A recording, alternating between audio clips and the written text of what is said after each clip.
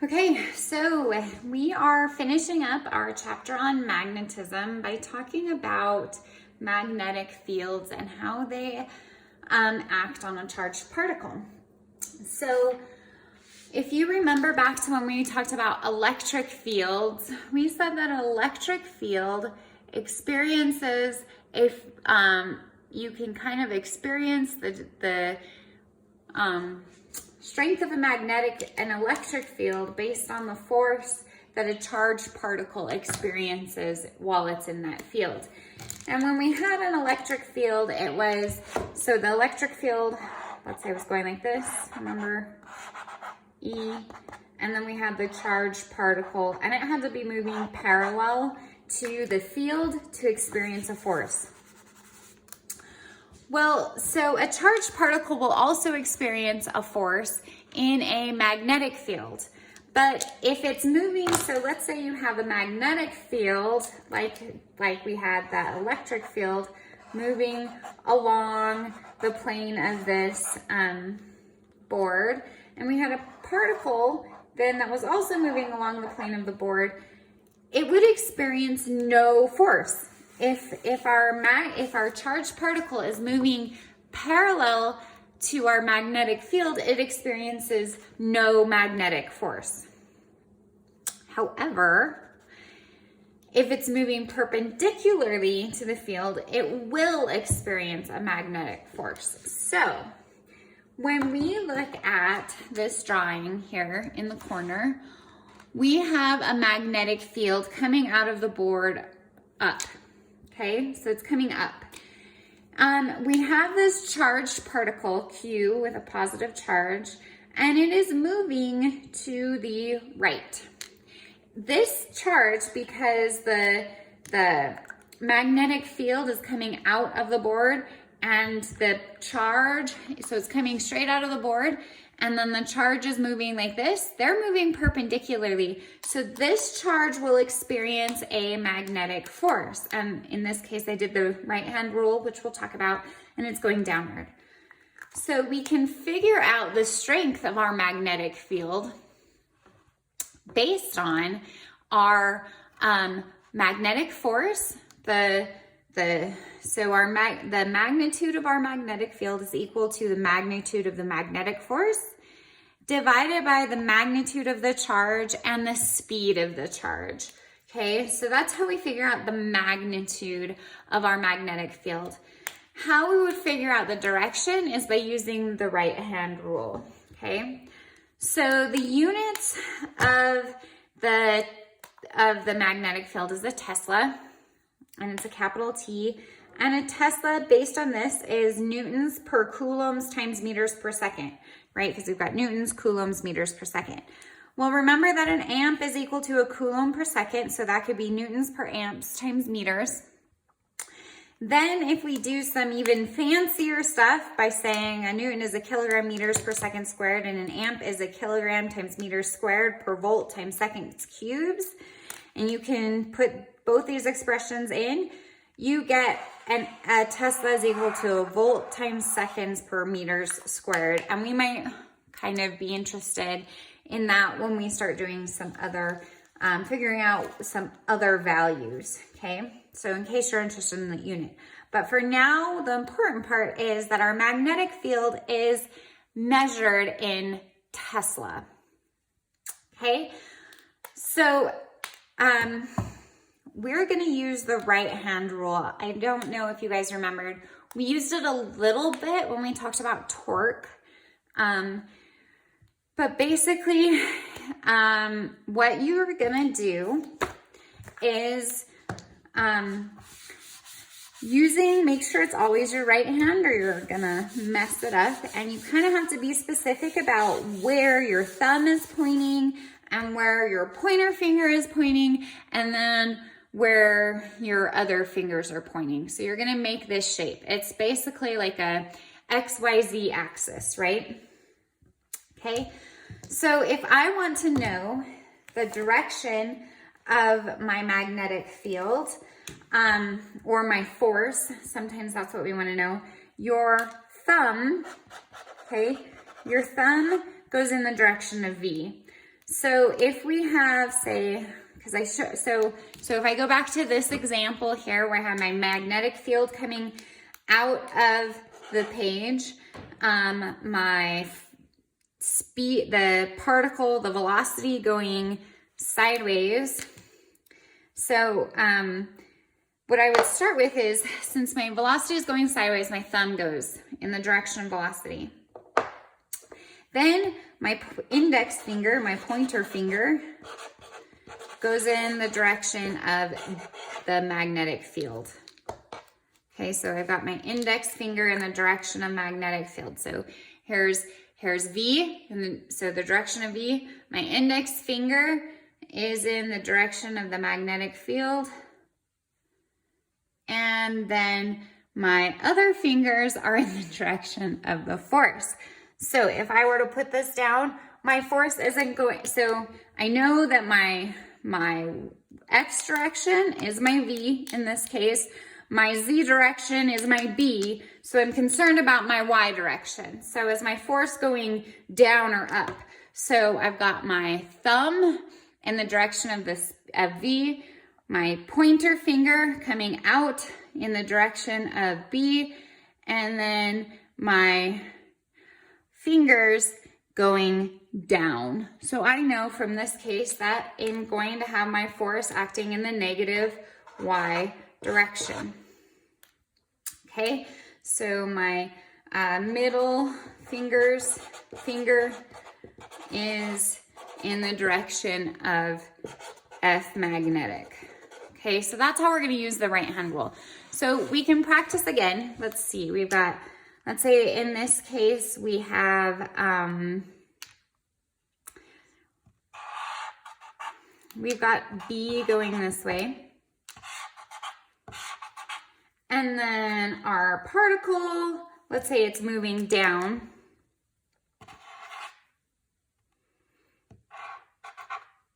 With some speed. What direction is our force? So in this case, we're actually looking for our force in the Z direction. So is it coming out of the page or is it going into the page? So we're gonna start, we've got our thumb in the direction of V. I don't know if you can see that. Thumb in the direction of V. This B, so we're making an L kind of, because I've got V down, B to the right. My pointing fingers are coming out of the page. So in this case, F, whatever my force was, is in the positive Z direction. Okay, so we'll practice that when we do these problems. We actually use the right hand rule a little bit. So it's a pretty good skill to have, honestly, for physics. So at this point, we're gonna do our example problem. Okay, so number 5.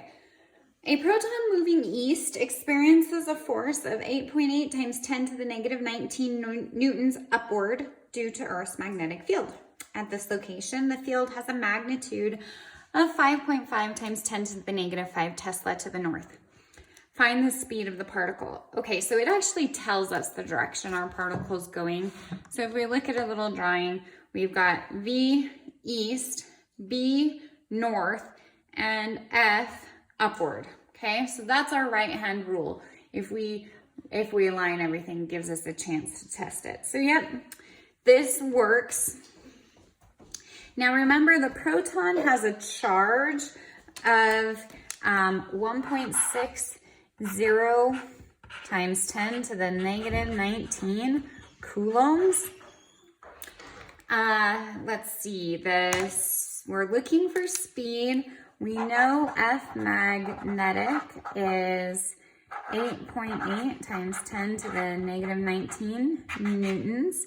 And we know B 5.5 times 10 to the negative 5 Tesla. Okay, so that's our given information. Now we need to remember our formula, which in this case is, let's see, it is B is equal to F magnetic divided by Q and the speed. So if we're solving for speed, we're gonna have speed is equal to F magnetic divided by B times Q. Okay. If we put those values in, we end up with 8.8 times 10 to the negative 19 newtons divided by 1.6 times 10 to the negative 19 coulombs times 5.5 times 10 to the negative 5 Tesla. And this will give us a speed of, put that all in your calculator, make sure your parentheses are in the right spot, 8.8 times 10 to the negative 19, 1.6 times 10 to the negative 19 times 5.5 times 10 to the negative 5. Wow.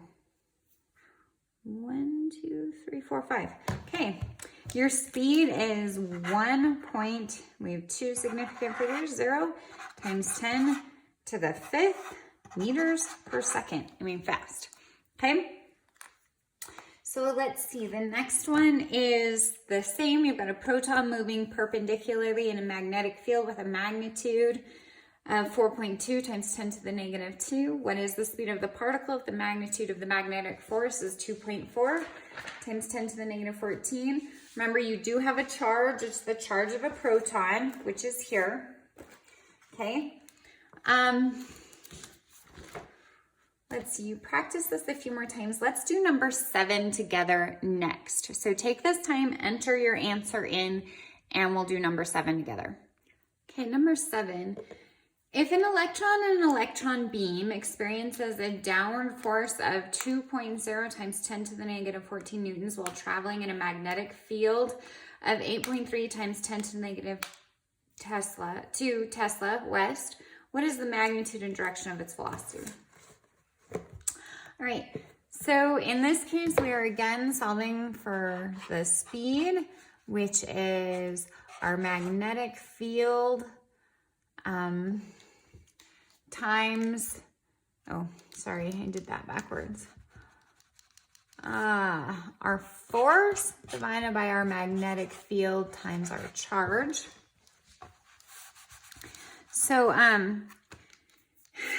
well, we put our stuff in. So first of all, we know we have our charge of an electron. We have our the magnitude of our magnetic force and the magnitude of our magnetic field. So we have 2.0 times 10 to the negative 14 newtons divided by 1.6 times 10 to the negative 16 coulombs times 8.3 times 10 to the negative 2 Tesla. Okay, so this gives us the magnitude of our speed, which if you put that in your calculator and work it out, is 1.5 times 10 to the 6. And this is velocity, so it's meters per second. Then what we have to do is we have to use our right-hand rule. So let's figure out what we've got. We have B going west, F going down. Okay, so let's put our fingers there. B, my pointer finger's in the direction of B, my other fingers are in the direction of F, and my thumb points upward. Well, what's upward of our last one? We've got west, down, and so what's positive, north or south? North. So now we figured out that it is 1.5 times 10 to the 6th north. Okay, so go ahead and try number 8. And we'll see how that goes. Okay, the first of these images details a particle within a magnetic field that is moving perpendicularly to the magnetic field through which it's traveling. Now, because of this, if we apply the right-hand rule, we see that the force acting on this particle is in toward the center. So what actually happens is, since its velocity is like this acts like an orbit. So it moves in a circular path around some center here. So you have your magnetic force that causes this charged particle to move through your magnetic field in a circle. Now, let's say you have a particle that's traveling at some angle to the perpendicular. So part of its path is along your field. So part of it is parallel, which means there's no magnetic force acting on that particle for this perpendicular portion of its speed. But then it has part of it that does have magnetic force. And then so what happens with something that's moving at an angle is it's still going to keep going sideways because there's no magnetic force changing its path. But this part that's perpendicular has a magnetic force changing its path. So it's going to curve around in this helical shape. So kind of like a spring shape. It follows a helical path through a field if it has part of its velocity perpendicular and part parallel. Now we move on from just considering charges to considering current in a conductor, and this is applicable to our world, as this is we'll see this is part of how this is like the basics for creating alternating current and actually motors. What happens is here's your formula for force on a current carrying wire, or I'm sorry, on a current carrying conductor that's parallel to its magnetic field. Your magnetic force is equal to the magnitude of your magnetic field multiplied by the current multiplied by the length of your wire. So you can see here you have your diagram on your page. Length of your wire is important, or the length that's parallel. Perpendicular. Then you have B, and you have your current, and that gives you I. Now we can still apply the right-hand rule to this. What happens is you know the direction of I, you know the direction of B, so how do we find the direction of F? Well, I is your thumb, B is your pointer finger, and it's going into the,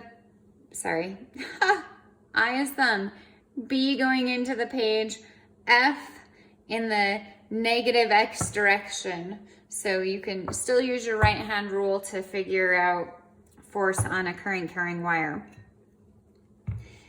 And then conversely, what happens if you have multiple wires?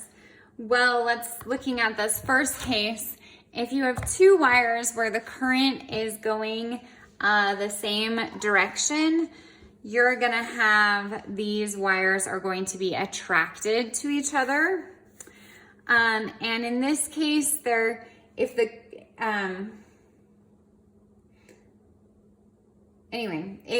going the same direction, the wires are attracted. If the currents are going opposite direction, as is the case here, they repel.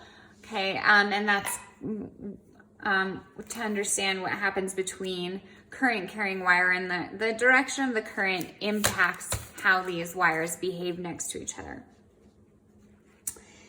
The next thing we talk about is really loudspeakers. So how do these work? Well, I watched a really good episode on Storybots. In case you have I think it's Amazon Prime, but it might be Netflix. Actually, it is Netflix. And it talks about how cell phones create, they take a sound wave and turn it using the microwave, turn it into an electric signal. And then the speaker takes the electric signal and turns it back into a sound wave. And what happens is they use this idea. They have a magnetic wire, or they have a magnet, and they have a coil, and they send a current through the coil. So in a loudspeaker, sound wave is converted to varying electric signal and is sent to the coil. The current causes a magnetic force to act on the coil, When the current reverses direction, the magnetic force on the coil reverses direction. So that's what causes your speaker to move in and out, which is what is creating your compression sound waves. So these alternating signals, which change the direction of the coil, then change the direction of the magnetic force, which then causes your speaker to move in and out, creating sound, which is kind of neat. We're going to move on to number 11. We're going to practice using our formula here. On number 11, it says a wire 36 meters long carries a current 22 amps from east to west.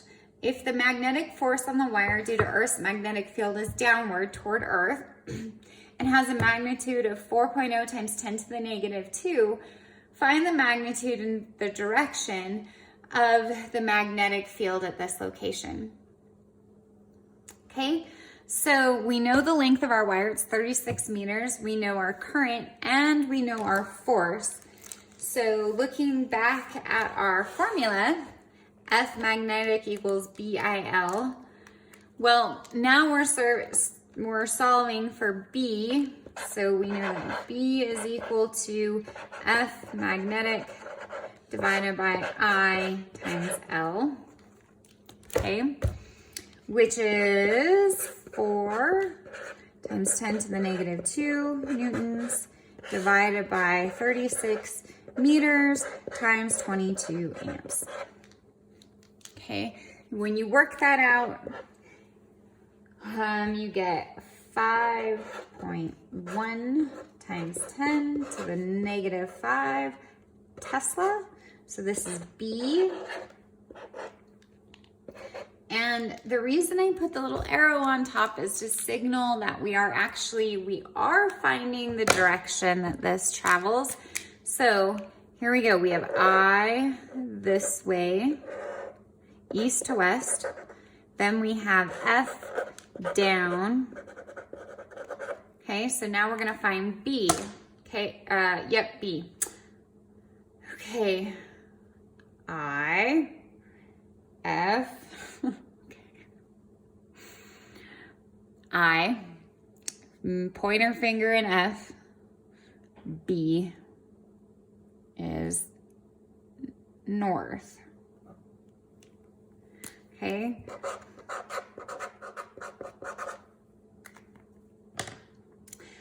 Well, you could do it this way too. So you have I and my thumb, my fingers are pointing down, and B is obviously north. That's considerably easier. Sometimes it takes me a second of like moving my hand around to get it in the easiest position, or I'm like all cockeyed like this. Anyway, so we have a magnitude and direction for our magnetic field, 5.1 times 10 to the negative 5th Tesla north.